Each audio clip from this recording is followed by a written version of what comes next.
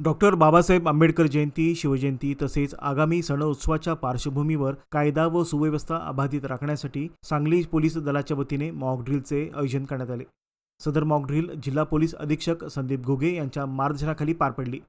पुष्पराज चौक ते झुलेलाल चौक या मार्गावर पोलिसांनी रोड मार्च काढत आपली तयारी दाखवून दिली।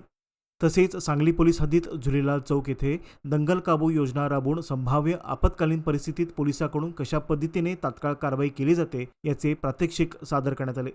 गर्दी नियंत्रण, कायदा व सुव्यवस्था राखणे तसेच नागरिकांच्या सुरक्षेसाठी पोलिसांनी आवश्यक उपाययोजना केल्याचे पाहायला मिळाले। यावेळी संपूर्ण परिसरात चोख पोलीस बंदोबस्त तैनात करण्यात आला होता।